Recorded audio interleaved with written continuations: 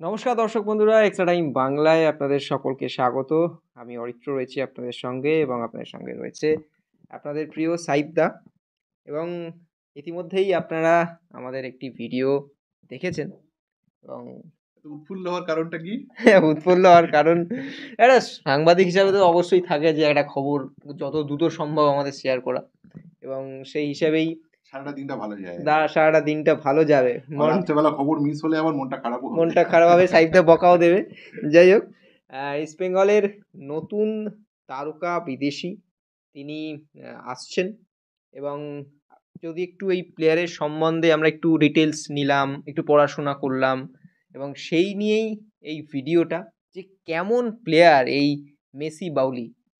আপনারা যদিও দেখেছেন 2019-এ আইএসএলে কেরালা ব্লাস্টার্সের হয়ে খেলেছেন, কিন্তু এই ক্যামারুনের খেলোয়াড় 32 বছর বয়সী এবং ক্যামারুন জাতীয় দলের হয়ে 6টা ম্যাচ খেলেছেন, একটি গোল করেছেন, এবং চাইনিজ লিগে 134টা ম্যাচে তার আছে 60টা গোল আছে এবং 20খানা অ্যাসিস্ট কিন্তু রয়েছে এই খেলোয়াড়ের। সেই খেলোয়াড় লাল হলুদ দলে আসতে চলেছেন। সাইফদা, তুমি বিষয়টা দেখলে এবং আমরা যতদূর জানার চেষ্টা করলাম, স্টাডি করলাম, সেক্ষেত্রে এই কেমন প্লেয়ার এই মেসি বাউলি, যদি একটু বলো। দেখো, বিদেশি সংক্রান্ত কোনো বিষয় বলতে গেলে আমি সবসময় যেটা বলি যে একটা ম্যাচের শুধু ইম্পর্টেন্ট মোমেন্ট, শুধু পাস আর গোল দেখে একটা ফুটবলারকে কখনো বিচার করা উচিত নয়, কোনোদিনও উচিত নয়। কিন্তু টোটাল একটা ম্যাচে একটা ফুটবলারের পায়ে বল থাকে, খুব কোয়ালিটি প্লেয়ার হলে 3 মিনিট, আর সাধারণত থাকে 2.5 মিনিট। 90 মিনিটের মধ্যে এক একজন ফুটবলারের ভাগে 2 থেকে 2.5 মিনিট থেকে 3 মিনিট টোটাল পায়ে সে বল পায়। ঠিক আছে, মানে কার্যকারিতা বল সঙ্গে বল ছাড়া, মানে বলটা ছেড়ে দেওয়া পর্যন্ত। বাকি সময় তাকে অফ দ্য বল খেলতে হয়, এবং অফ দ্য বল খেলাটাও একটা কিন্তু ফুটবলের অঙ্গ। নয়তো তো ফুটবলটা তো আর টেনিস বা ক্যারাম বোর্ড বা দাবা নয় যে একার খেলা, টোটাল টিমের খেলা। এবং আমি যেটা এই ফুটবলারটি 2019-এ যতটা স্মৃতিতে আমার আছে, সেটা হচ্ছে ফুটবলারটির দুটো পাই খুব ভালো, এবং মেসি বাউলি মূলত নাম্বার 10 ফুটবলার। মানে আগের দিন সেলিস যে পজিশনে খেলেছিল, সেলিস অনেক সময় আমরা দেখেছি যে নাম্বার 9, কখনো নাম্বার 8 বা উইং দিয়ে অপারেট করে ভেতরে ঢোকার তার প্রবণতা আছে। আমি এক্ষেত্রে ইস্টবেঙ্গলের ফরমেশন কী হবে সেটা আমি একটু পরে আসছি, কারণ সেটা খুবই ইম্পর্টেন্ট। তাহলে হিজাজি মাহারের বদলে আগে একজন ডিফেন্ডার না পরিবর্তন করে, যেটা পরিবর্তন হওয়ার সম্ভাবনা রয়েছে, নামের লিস্ট অবশ্যই রয়েছে, আমরা সেটা কনফার্ম হলে অবশ্যই জানাবো। কিন্তু কথা হচ্ছে সেক্ষেত্রে একটা সেন্টার ফরওয়ার্ড দ্রুত আনার কি দরকার। সেলিস অলরেডি ইস্টবেঙ্গল সমর্থকদের তার খেলা, তার ঝাঁজ, তার ভাঁজ, তার দ্রুততা, তার শুটিং রেঞ্জ, পারফেকশন যতটা সম্ভব। দেখো, টিমের সঙ্গে কিন্তু সেলিস এখনও পর্যন্ত সেট করেনি, কেননা এটা 15 দিনের মধ্যে টিমের সঙ্গে সেট হয় না, একটা সময় লাগে। একটা 45 দিনে 2 মাসের একটা কোর্স থাকে, বা মোটামুটি একটা 1-2 মাসের কোর্স থাকে। কিন্তু কথা হচ্ছে সেই প্লেয়ারটির সময় লাগছে বা যা হোক, কিন্তু কথা হচ্ছে সেন্টার ফরওয়ার্ড কেন। আমার এটা খুব আমারও প্রথমে একটা মাথায় ধাক্কা লেগেছিল যে হোয়াই। আসলে ইস্টবেঙ্গল খুব সহজে গোল পাচ্ছে না, এবং সে কারণে ইস্টবেঙ্গল কিন্তু এই পরিবর্তনটি চাইছে বা এই ফুটবলারটিকে চাইছে। এবং তার সঙ্গে তোমাদের আগের ভিডিওতে তোমরা যেটা আলোচনা করেছো যে এএফসির জন্য যে স্লট রয়েছে সামনে রয়েছে, সেখানে কোনো অপশান কোনোভাবে এশিয়া পর্যায়ের কোনো জায়গাটা ইস্টবেঙ্গল ছাড়তে চাইছে না। আইএসএলে তাদের এই বছরটা আপাত ব্যর্থই হতে চলেছে, ইস্টবেঙ্গল ধরে নিয়েছে। সেখানে রেফারিং থেকে শুরু করে সব কিছু তাদের বিরুদ্ধে গেছে, আমি ধরে নিচ্ছি বিরুদ্ধে গেছে, কিন্তু আসলে তো বছরটা ব্যর্থ হয়েছে। যে পরিমাণে তারা ভেবেছিল, যেভাবে তারা দল বানিয়েছিল, যে যত্ন নিয়ে দল বানিয়েছিল, সেটা হয়নি। যাই হোক, কিন্তু অনেক সময় হয় যে আমি ক্লাস 8-এ খারাপ রেজাল্ট করেছি, কিন্তু মাধ্যমিকে গিয়ে আমি রেজাল্টটা ভালো করে দিলাম, বা আমি টেস্টে খারাপ রেজাল্ট করেছি, আমার টেস্টে খুব খারাপ রেজাল্ট হয়েছিল, কিন্তু মাধ্যমিকে আমার রেজাল্টটা আশাতীত ভালো হয়েছিল, আশার মতোই ভালো হয়েছিল আর কি। ভেবেছিলাম যে এরকম হওয়া উচিত ছিল, সেটা যা অনেকেরই হয় এটা। ইস্টবেঙ্গল সেটা চাইছে আর কি, বলে সাহেবদা কি কি উদাহরণ আনে, প্রতিটা কাটলে এক একটা রিল হবে। হ্যাঁ, এইবার ইস্টবেঙ্গল ধরে নিচ্ছি ধরো টেস্টের রেজাল্ট ভালো হয়নি, মানে আইএসএলটা, কিন্তু এশিয়া পর্যায়ে যদি রেজাল্ট ভালো হয় সেটা তো তোমার আরো বেশি ইম্পর্টেন্ট না। তোমার বাড়িতে সার্টিফিকেট তো আর টেস্টের সার্টিফিকেট কেউ রাখে না, রাখবে তো ওই সার্টিফিকেট। ইন্ডিয়ান ফুটবলে 100 বছর ধরে যা ফুটবল হয়েছে, ইন্ডিয়ান ফুটবলে আর জেতা, আর আমি আগেও বলেছি যে মোহনবাগান নিয়ে আলোচনা, মুম্বাই সিটি নিয়ে আলোচনা আমরা করেছি, যে আমাদের দেখা হয়ে গেছে, আমাদের একটা আইএসএল বা একটা কিছুতে আমাদের কিছু, আমি ইন্ডিয়ান ফুটবলের কথা বলছি এখানে। আমি নির্দিষ্ট কোনো, তুমি খুব ভালো করে জানো, নির্দিষ্ট কোনো দলের সাপোর্টার নই, এবং সেটা জীবন থেকে কি করে সরাতে হয় সেটা আমি অনেক ট্রেনিংয়ের ফলে নিজে নিজে তৈরি করেছি, তোমরা খুব ভালো করে জানো। আমার কাছে ইন্ডিয়ান ফুটবলটা আলটিমেট, এবং ইন্ডিয়ান ফুটবলের আলটিমেটের জায়গাতে এশিয়ান ফুটবলে ভালো কিছু করাটা খুবই ইম্পর্টেন্ট। আমিও মোহনবাগানও চাইছি যে এবার শিল্ড তো জিতবেই তারা, সময়ের অপেক্ষা জাস্ট। সুতরাং তোমার লিগ 2 খেলবে, এবং লিগ 2-এ অংশগ্রহণ করার জন্য যেন মোহনবাগান না খেলে, মানে সেই যে দায়বদ্ধতা এবং যে গুরুত্ব দিয়ে আইএসএল সেটাই হোক। আমি যে ওখানে একটা আঁচড় কেটে আসি আমরা, সেটা আমাদের সামগ্রিক অদৃশ্য ত্রিবর্ণ রঞ্জিত যে পতাকা আমাদের, সেটা মোহনবাগানে থাক, আমরা এটা চাইছি। সেই ওজনটা আছে। ইস্ট বেঙ্গলও সেটা চ্যালেঞ্জে ঠিক সেটাই করুক, আমার কথা হচ্ছে সেটাই করুক। প্রথম রাউন্ডটা যেভাবে তারা টপকেছে এই সাফ রিজিয়ান থেকে, তার পরের তারা দাপটের সঙ্গে যাক, ইস্টবেঙ্গলের অতীত ঐতিহ্য আছে এই ফুটবলারটির কারণ, অন্তর্ভুক্তির কারণে, এবং আইএসএলে তাকে কীভাবে ব্যবহার করতে পারে ইস্টবেঙ্গল, আমার সেটা দেখার। এবং প্লেয়ারটি কেমন তার যদি উত্তর তুমি যদি দেখো, আমি তোমাকে বলতে পারি যে ডান প্রান্তিক অনেক সময় খেলেন, ডান প্রান্ত দিয়ে তিনি খেলতে ভালোবাসেন, দুটো পা খুব পরিষ্কার, আর ডান দিক দিয়ে ঢুকে ইনসাইড কাট করে ভেতরে ঢোকেন, উইঙ্গারদের মতো নয়, একেবারে ডায়াগোনালি ভেতরে ঢোকেন, এবং যে ঢোকাটা কিন্তু খুবই বিপজ্জনক হয়, এবং সেই কারণে অ্যাসিস্টও তার অনেক, কারণ ওই যে ঢোকার সময় সে যদি শুটিং রেঞ্জ না পায় খুব ভালো, সে কিন্তু 500 রাখে। আমি 20-25 গোল দেখলাম আর কি, প্রতিটা গোলের ক্ষেত্রে তার যে অবদান আর তার কি ভূমিকা, গোল আর তোমার অ্যাসিস্টের ক্ষেত্রে, আমি সেগুলো দেখলাম। আমার যেটা মনে হয়েছে একেবারে রিলিজিং টাইম, মানে শুটিং স্পটে গোল করার রিলিজিং টাইম, যেটা বাঁ দিক দিয়ে অসংখ্য গোল আছে, যে রিলিজিং টাইম যেটা, সেই জায়গাটাও তোমাকে যদি দেখো, গোলকিপারের ফুট পজিশন এবং এত কুইক ডিসিশন নেওয়ার ক্ষমতা, খুব কুইক ডিসিশন নেওয়ার ক্ষমতা গোলের সামনে, সেটা কিন্তু একজন ফরওয়ার্ড গোলও যেমন মিস করে, অনেক বেশি গোলও করে, কেননা ওই কুইক রিয়াকশানটা গোলকিপারের থেকে যদি তোমার বেশি হবে, তা গোলকিপারের ফুট পজিশন, আমি আগেও বলেছি গোলকিপারের ফুট পজিশন কতটা ইম্পর্টেন্ট, তার দেহভার যেদিকে থাকবে, তার সে দেখাতে পারে অন্যদিকে, কিন্তু দেহভার যেদিকে থাকবে এবং ফুটের ভার যেদিকে থাকবে, তার উল্টো দিকে মারাটাই কিন্তু একজন স্কোরারের খুব গুরুত্বপূর্ণ বিষয় আর কি। এবং এই ডিসিশনটা কিন্তু খুব কুইক, খুব মনোসমীক্ষণ চলে, দুজনের মধ্যে লড়াই চলে যে আমি কোন দিকে রাখবো, এই রাখাটা কিন্তু এই ফুটবলার আমার মনে হয়েছে যথেষ্ট ভালো কোয়ালিটি আর কি। আর গত মরশুমে 18 ম্যাচে 9 গোল, মানে প্লেয়ারটি বসেছিল না, 2024-এর মরশুমে কিন্তু বসেছিল না, বা খুব খারাপ কন্ডিশন এরকম কিছু না। তোমার কথা হচ্ছে 18 ম্যাচে 9 গোল কিন্তু যথেষ্ট ঈর্ষণীয়, আমি বলবো না সাংঘাতিক, তবে এমন নয় যে ফেলে দেওয়া, যথেষ্ট ভালো। এবং লিগ 1-এর টায়ার 2 ও দেশের চায়না লিগ, সেখানে সে টানা যাওয়ার পরে, কেরালা থেকে যাওয়ার পরে সেখানে খেলেছে, এবং গোল কিন্তু সে যথেষ্ট করেছে, এবং কোনো মরশুমে গোল নেই এই বিষয়টি হয়নি। এবারে আরেকটি বিষয় তোমাকে আমি বলতে চাই, সেটা হচ্ছে নাম্বার 9 না নাম্বার 10 না নাম্বার 8 কোনটা খেলবে, এটা কিন্তু কোচ সম্পূর্ণ তার ভাবনা থেকে ঠিক করবে। দিমিত্রিয়াস রয়েছেন, রিচার্ড সেলিস রয়েছেন, তো সেই জায়গা থেকে এই যে মেসি বাউরি, তার পজিশনটা ঠিক কী হবে, তাকে তবে কি ঘুরিয়ে ফিরিয়ে খেলানো হবে বা কিছু? শোন, আমি তোমার ঘুরিয়ে ফিরিয়ে খেলা হোক বা যাই হোক, সেটা সম্পূর্ণ কোচের সিদ্ধান্ত, আমি এখান থেকে তো আমাদের পক্ষে বলার কিছু নেই বা বলা সম্ভব না। আমি তোমাকে একটা জিনিস বলতে পারি যে দিমিত্রিয়স কিন্তু এখনো পর্যন্ত টিম ম্যান হয়ে ওঠেনি।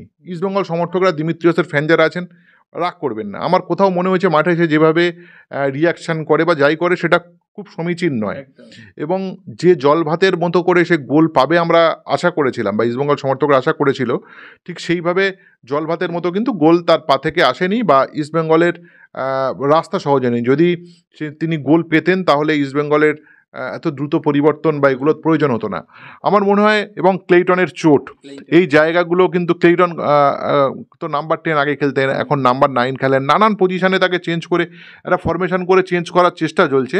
আমার মনে হয় এক্ষেত্রে কোচের হাতে অপশান বাড়বে স্কোরিং পজিশনে, তোমার প্রগ্রেসিভ জোনে কোচের হাতে অপশান থাকবে, যে দিমিত্রিয়স থাক, সেলিস থাক, তোমার নতুন মেসি থাক, কোচের হাতে কিন্তু অপশান থাকবে। সেই অপশানে কোচ তার মতন করে ব্যবহার করবে, কেননা এই ফুটবলারটি মাল্টি টাস্কার। কেননা তোমার সেলিসের মতো, সেলিস আগের দিন নাম্বার 10 খেলেছে, তুমি দেখেছো। সেলিস যদি নাম্বার 8 উইং দিয়েও খেলে, যথেষ্ট ভালো খেলে, খারাপ লাগে না দেখতে। এবং দুটোর মধ্যে কোন ভূমিকা বেটার এটা কোচ ঠিক করবেন। মেসির ক্ষেত্রেও, মেসি বাউলির ক্ষেত্রেও কোচ সেই ভূমিকাটা, তার কোনটা বেটার কোনটা। তো আমার মনে হয়েছে যে স্কোরিং কোয়ালিটি কিন্তু এই ফুটবলারের বেটার। সুতরাং তার সামনে কিন্তু স্পেসটা কীভাবে ক্রিয়েট করা যায় এবং সেক্ষেত্রে উপকৃত হবে।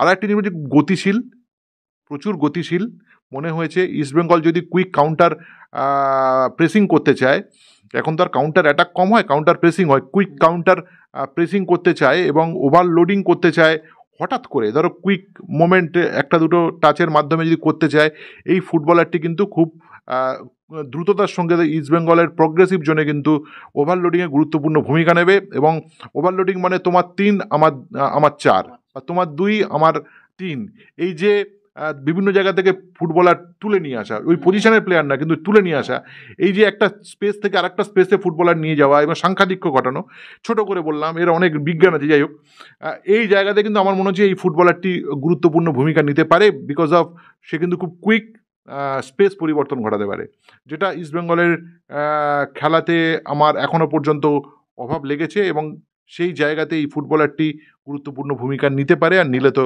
সোনায় সোহাগা হবে।